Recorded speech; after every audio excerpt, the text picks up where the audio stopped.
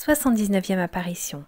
Saint Thomas d'Aquin et beaucoup d'autres pères de l'Église ont regardé comme une figure de la Sainte Eucharistie l'arbre de vie planté au milieu du ciel et dont parle Saint Jean dans l'Apocalypse. Cet arbre donnait des fruits à tous les mois, ses feuilles même étaient utiles au salut des nations. De même que la corruption et la mort nous sont venus de l'arbre de la science du bien et du mal, dit saint Thomas, de même aussi la justification et la vie doivent commencer en nous par une nourriture sainte, celle de l'arbre de vie, qui est le corps du Seigneur dans l'Eucharistie. Le pape Adrien VI nous dit que quiconque prie pour les âmes du purgatoire a plus forte raison communie pour elles, les oblige à lui rendre des services égaux. Les communions pour les morts sont très agréables à Dieu, comme l'enseignent les saints et diverses apparitions miraculeuses. L'archange Saint Michel s'est plusieurs fois montré, assistant aux communions pour les défunts. En 1615, comme une communion générale se faisait pour les morts à l'église de Sainte-Marie au-delà du Tibre à Rome, une foule de peuple y accourut.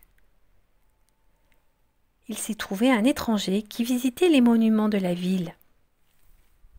Cet homme, se promenant en face de l'église, en vit sortir un pauvre qui lui demanda l'aumône pour l'amour de Dieu. Il la refusa, mais le pauvre fit cette demande jusqu'à 3 fois. Il reçut enfin une pièce de monnaie. Alors ce pauvre mendiant, changeant ses prières en paroles de maître, lui dit « Gardez votre argent, je n'en ai pas besoin, tandis que vous avez grand besoin, vous, de la divine miséricorde pour vous convertir et changer de vie, car vous êtes un pécheur bien coupable. Sachez que je suis venu du mont Gardan pour assister à la communion pour les morts qui se fait dans cette église avec le dessein de vous avertir de changer de vie. Voici 20 ans que vous menez une existence déplorable, excitant contre vous la justice divine sans qu'une seule confession vous ait lavé de toutes vos souillures. Hâtez-vous de faire pénitence, l'épée du souverain juge est déjà suspendue sur votre tête et elle tirera vengeance de tant de crimes. » Le pécheur à ce discours demeura tout interdit. Son étonnement fut bien plus grand encore quand il vit ce pauvre disparaître comme une nuée qui se dissipe. La grâce agissant en lui, il alla se confesser, car il ne doutait pas que ce ne fût une des âmes délivrées par les communions qui se faisaient alors qui était venue le convertir. Le mont Gardan est célèbre par une apparition de l'archange Saint Michel auquel on y a élevé une magnifique église.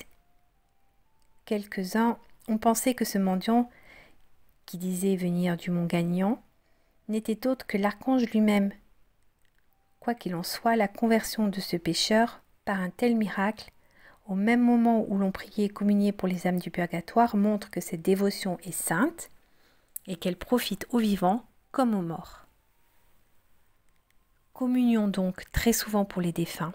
Nous en retirerons un double profit, les mérites, les grâces de cette sainte action et la protection des pauvres âmes que nous aurons secourues. À demain pour la suite des apparitions.